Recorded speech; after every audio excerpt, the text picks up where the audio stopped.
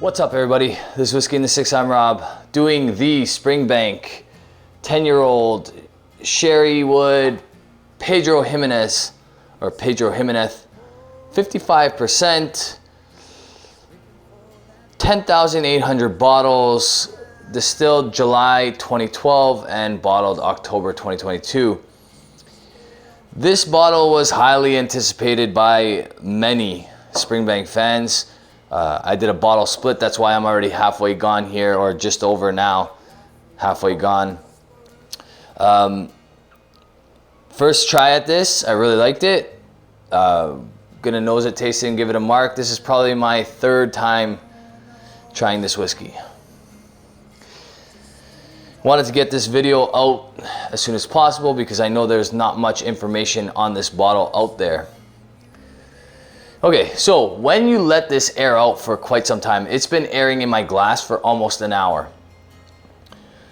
Okay, so I noticed that the last time I tried it, the longer it sat in the glass, the better it got. So I wanted to let this air out quite a bit before I did my review. So keep that as a disclaimer.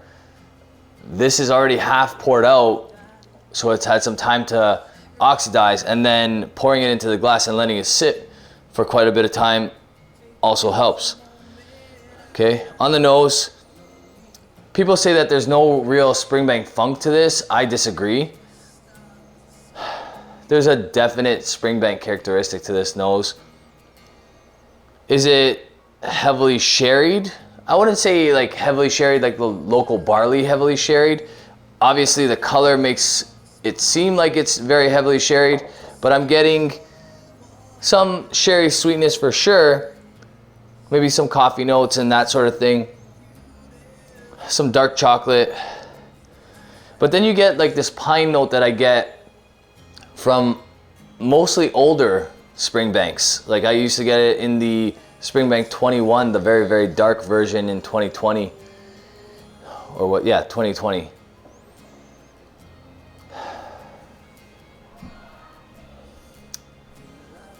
So, a little funky, not overly funky by any means. Nice sherry notes. You could tell that it's not entirely sherry. There's something else going on here as well. And like I said, that touch of pine that is reminiscent of older Springbank. Not that there's older Springbank in this by any means, or at least not that we know of. 55%, here we go on the palate.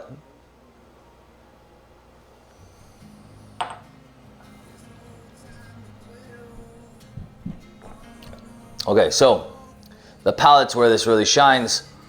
Very easy drinking at 55%. You would not be able to tell that that was the ABV. Super easy drinking. That chocolatey pine funk on the palate from the sherry casks and the Springbank funk.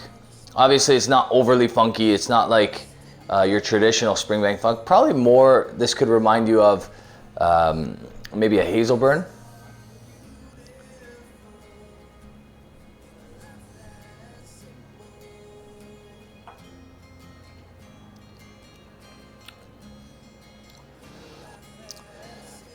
It's not overly thick on the palate, but then there is something syrupy about it, which is kind of strange.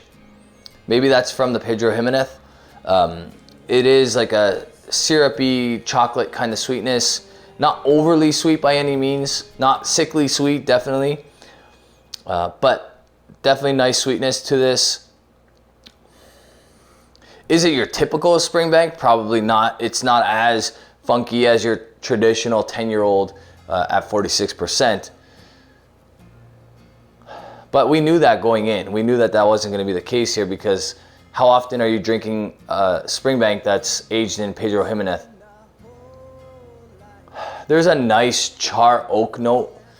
And I honestly believe that that's where they're getting the color, is these recharred barrels. So many companies, so many distilleries are practicing that right now. Because not that long ago, a heavily sherried whiskey did not look this dark. So it seems to be the trend within the last 4 to 6 years, and you're seeing it a lot more with Springbank in particular. it must be the way they're treating their barrels. I'm not exactly sure, and I can't prove that, but that's my guess.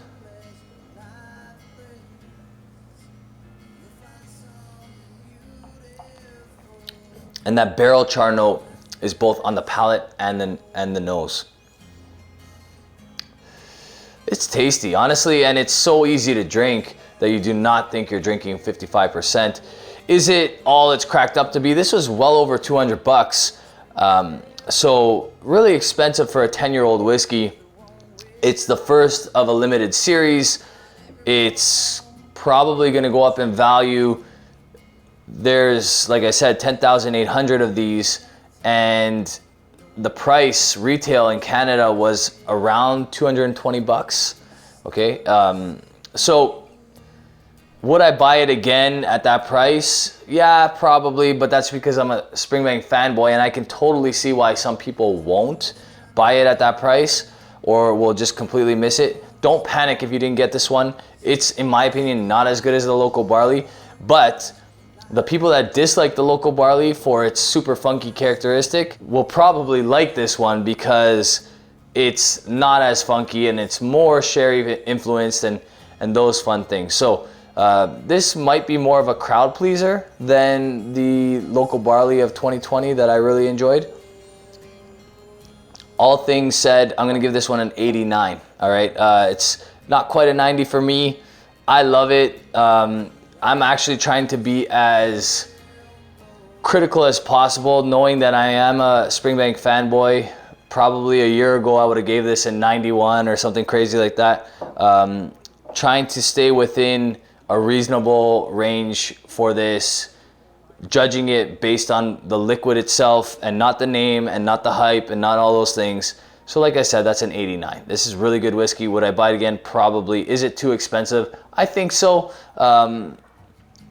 I don't mind paying those prices for Springbank if I can get a bottle, but it's expensive. It is very expensive, and I wouldn't pay like secondary prices on this one if I tried it already and knew what I was gonna expect.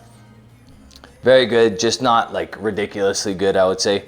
And there are better Springbanks, and I do think I like the Springbank 15 of 22 better. So interested to hear what you guys think below. Please leave a comment. If you like this video, give it a thumbs up. If you really like the video, hit the subscribe button if you haven't already. You can find me on Instagram, Twitter, and Facebook, and you can also support this channel on Patreon for as little as $1 a month. All right, cheers guys.